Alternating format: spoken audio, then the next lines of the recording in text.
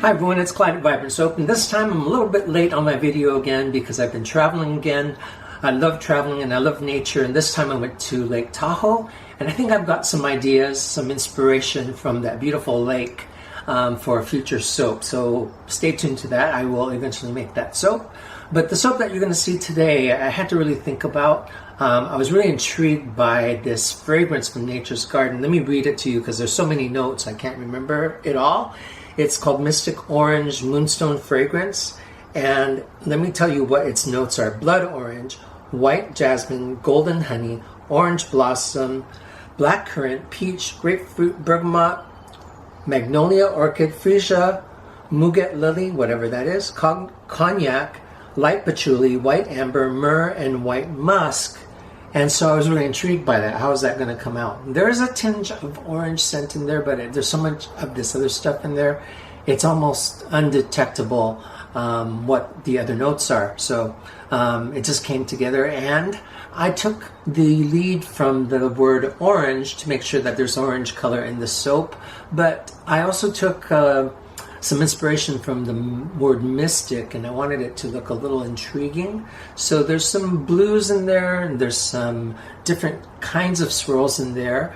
As you see, I am continuing to play around with the concentric circle pour, but I'm also putting some loops in the way that I pour this soap. And you'll see exactly what I mean when we get on with the making of the soap. I also have a color tutorial which you can skip by not pressing that little eye up there, but if you like the color tutorial, it's there for you to see. So let's get on with this soap making video. Okay, all my mica's mixed up. I want to show you my great Copper Sparks mica from Nurture Soap. It really has a metallic look to it, but when it's mixed in the soap, the metallicness goes away unless I use it as a mica drizzle. And then some more mica for little accents, and I've got an orange, and I kind of muted this one down a little bit because I didn't want it too orange, and a nice light blue. So the first thing I'm going to do is blend up my oils, clays, shea butter. There's kaolin clay in here. Notice when I blend this that it does lighten the batter considerably, and it also adds a nice quality to the soap.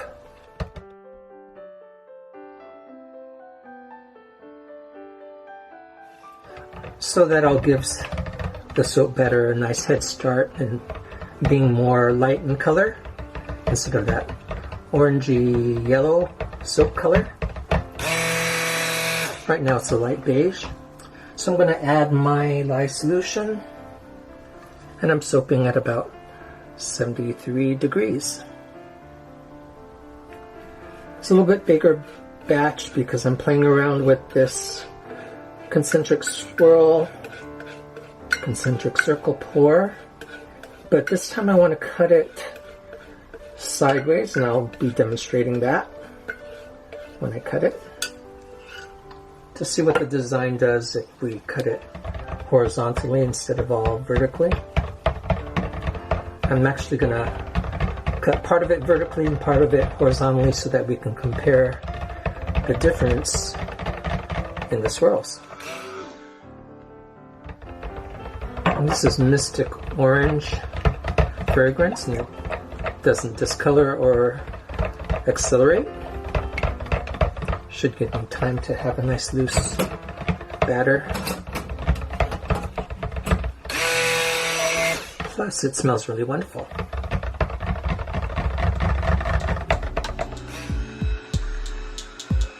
Okay, it's emulsified and it's going to get blended more.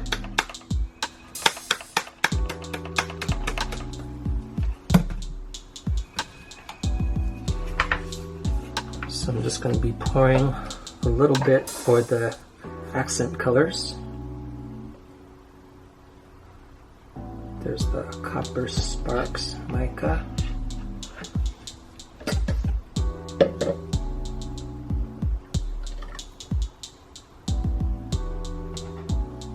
I guess I can have a little more of those.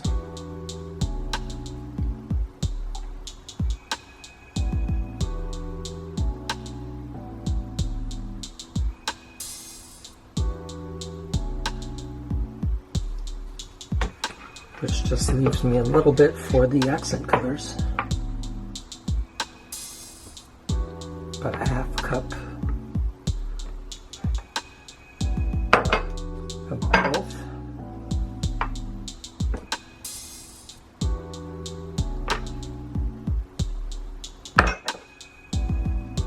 And I'm calling this Mystical Orange for a reason.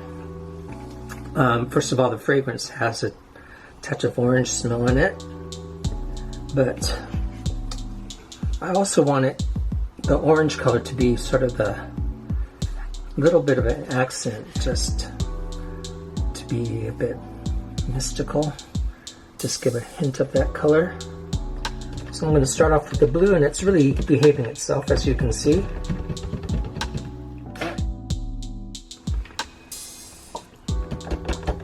Copper. You see the copper, when it's mixed with the soap, turns to like a light terracotta color. Here's the orange.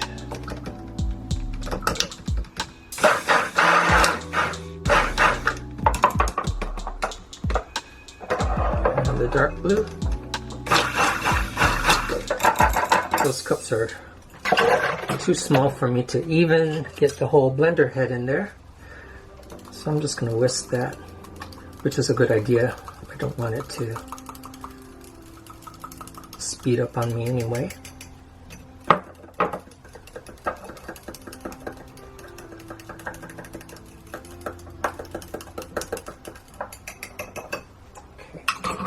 And I think that we are ready to pour. So once again, I have my Lazy Susan out, and I'm going to start with the copper. I'm going to put a layer of that on the bottom. One thing I learned when I started to try to make this concentric circle pour is to cut down on the busyness, and to do that, and it really worked, is to not make so many layers, because that's what adds to the busyness. So I'm pouring more than I used to. Notice I'm pouring almost half of this blue, more than half. Just gonna tease like I did before. If you looked at the last video, I made the soap, and what I did was I drizzled the accent colors in little loops, and I think what happens is it made the little pink almost dots in the soap before. I'm going to do the same thing with this one.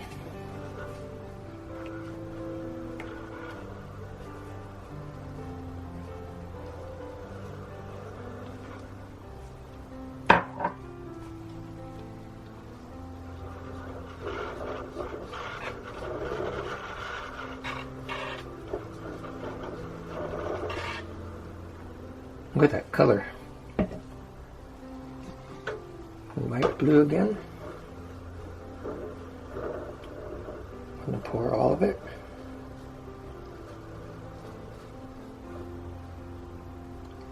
Save the scrapings for the top.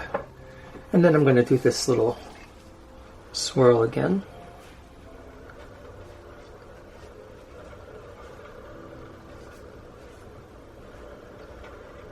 Makes a nice little mandala look to it too.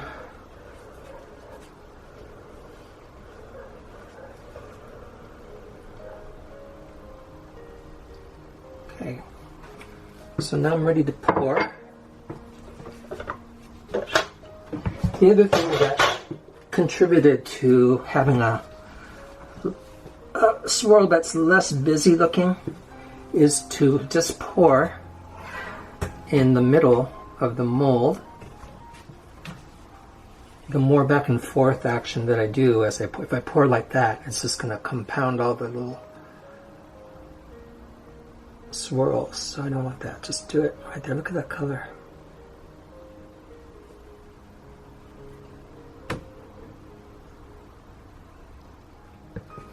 Look at that.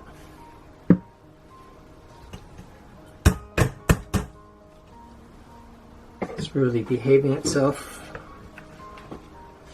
So this is where the colors have a potential to go muddy, because this one has opposing colors, the complementary colors. They look really great as a contrast, but if they mix, they turn to brown. So I'm being careful not to really mix it as I scrape it. And it'll still look like brown, but magically, mystically, when you cut the soap, the colors are still surprisingly separate. And we'll look at the cut to see that.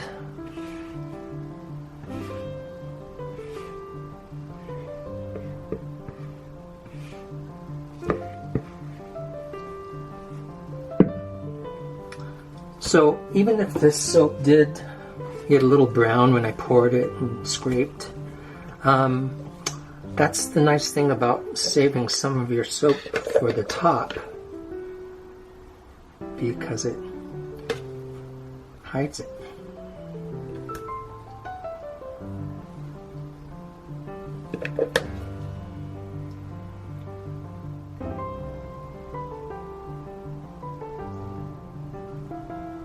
And I saved a little more blue.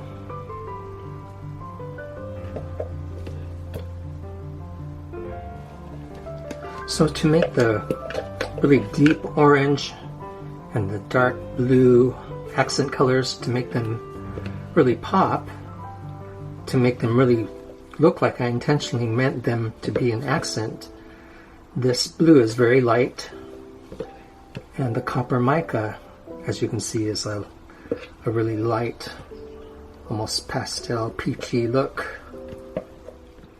Finally, the pop of orange. And I have a dark blue mica drizzle for the top, so that this orange will share the spotlight with that on top.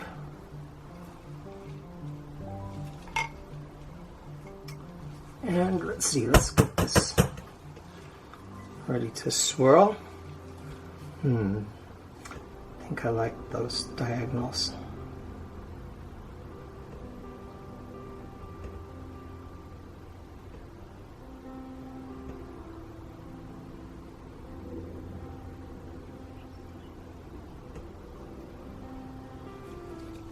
And once again, before I do the diagonals in the opposite direction, I'm going to add my blue mica drizzle.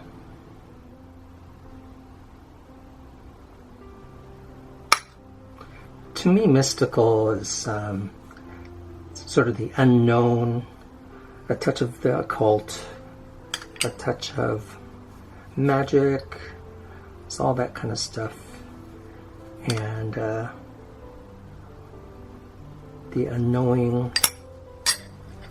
So for that reason, I'm going to also do a bit of a surprise. This color is not in the soap at all.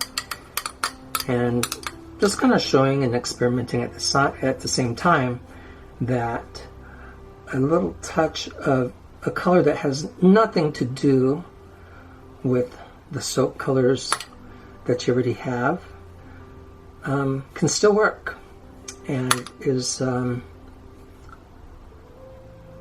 for sure an accent too, because it stands out. I'm not going to add too much of it, but the purple is still related to a lot of the colors in there, and that's why it'll work.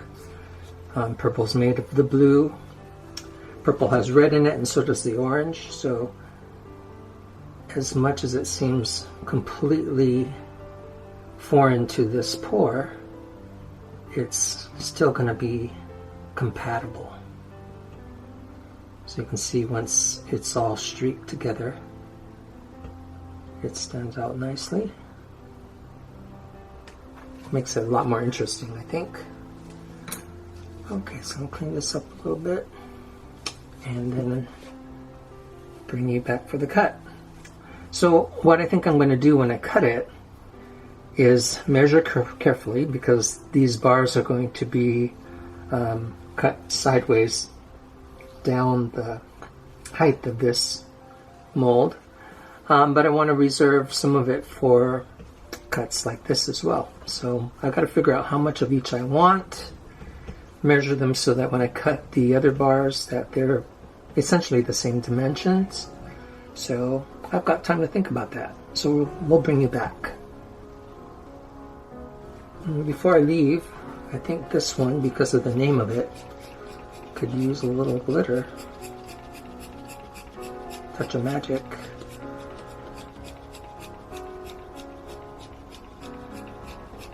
Okay, now we'll bring you back for the cut. Okay, I want to show you what the loaf looks like first before I cut into it.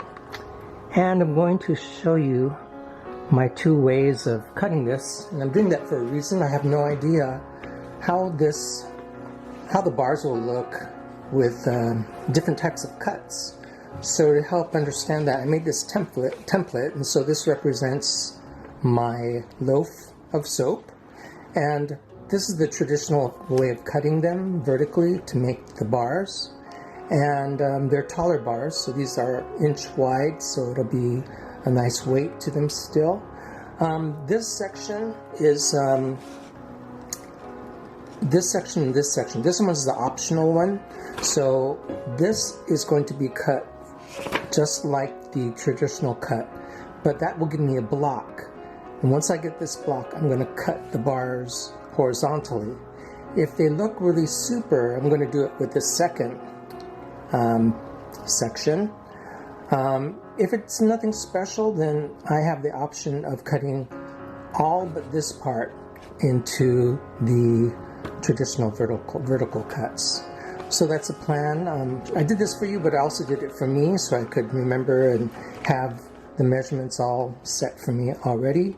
And this shaded area represents the cutoff that's going to be just to get the end piece taken off. And I did that on both sides.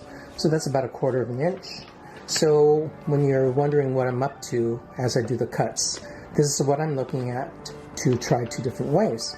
Sometimes, and why do we do this? You've seen this done with the funnel cut, because as you do the funnel cut, it will reveal the pore in a completely different way, and sometimes it shows off the pore better than the vertical cuts.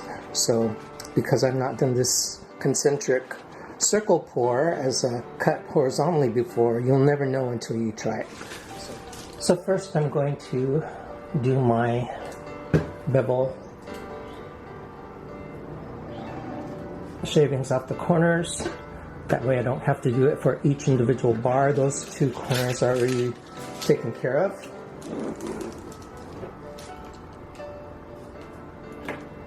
And that looks super.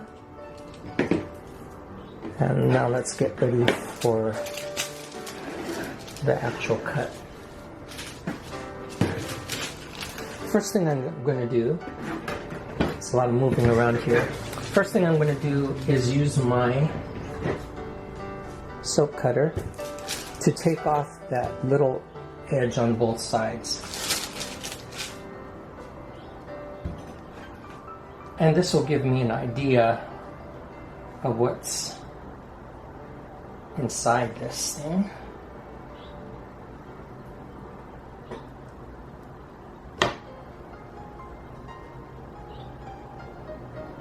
So there's the cut so far. And because I'm going to do a lot of this by hand also, I may as well take care of the other end while I'm at it.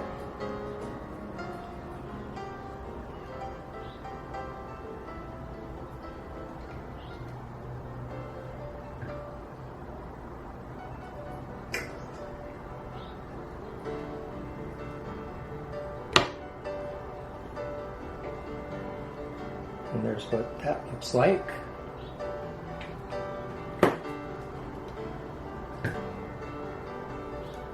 Alright, let me take this off. So I took the 2 edges off. I'm going to put this here. And I'm going to look at my template. Mark the soap.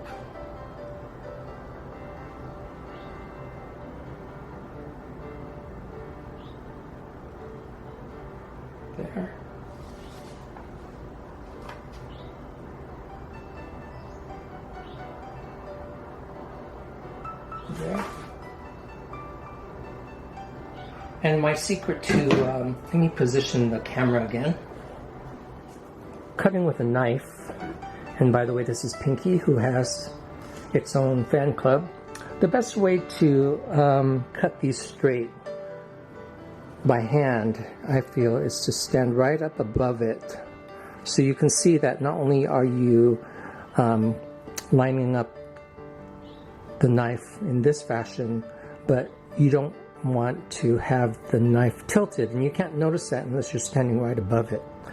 So I'm noticing right now, what you're probably noticing is that this mark is not quite right. So I can correct it at this point in time.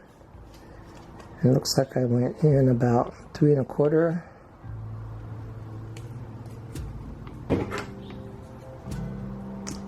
Three and a quarter. It is right. It's the way that the soap is. So just good to double check. Go straight down.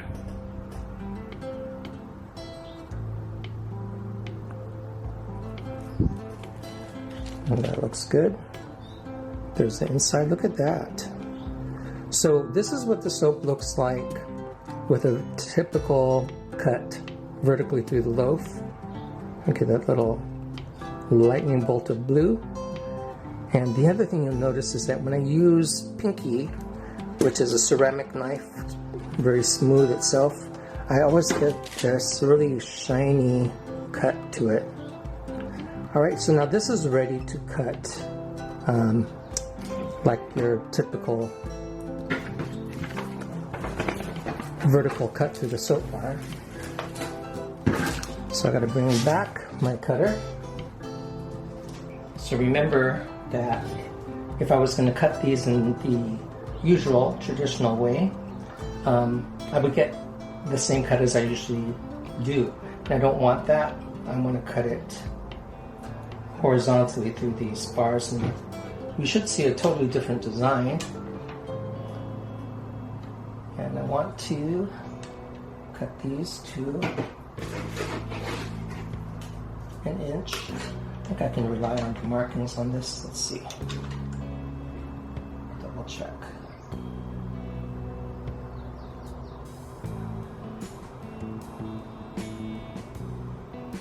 Yep. A little bigger.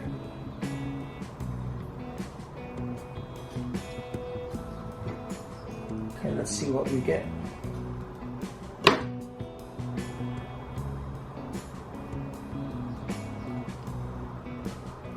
It's a different look to it.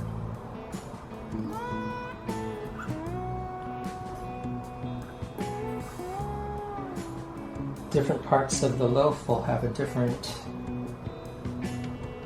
look to it.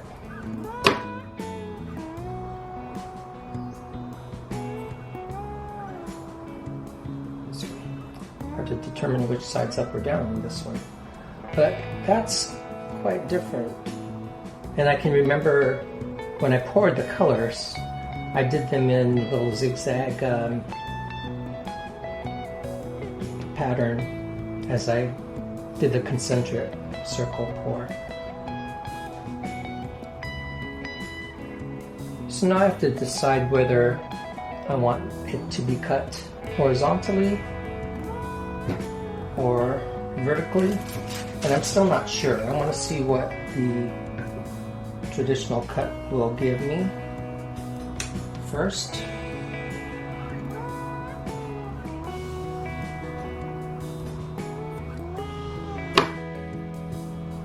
And I kind of like this better. It's more rounded.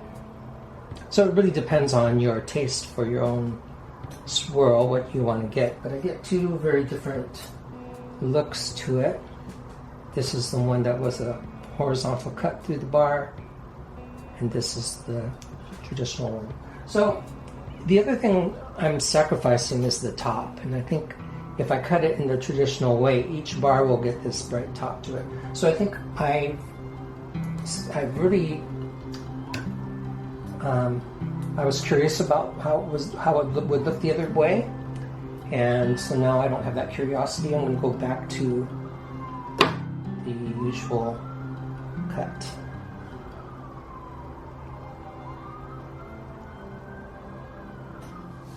And by the way, I can keep that template for the next time I want to see what a particular pour looks like, cut in two different ways.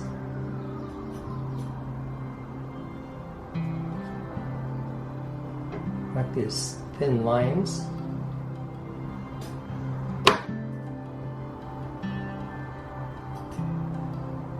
I think these thin, dark lines look really good in coordination with the top.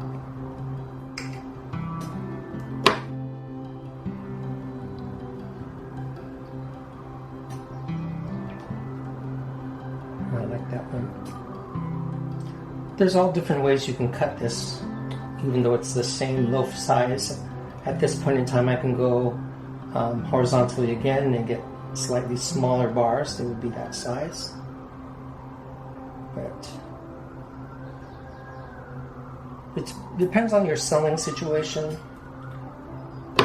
But I don't like to get locked to any one way of doing things.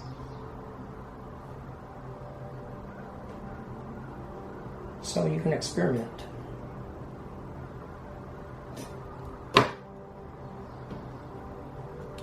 And there we go. Alright, now I look at this, and I want to have a bunch of sample size pieces, so what I'll do is I'll cut this in half, and I'll have more samples that way.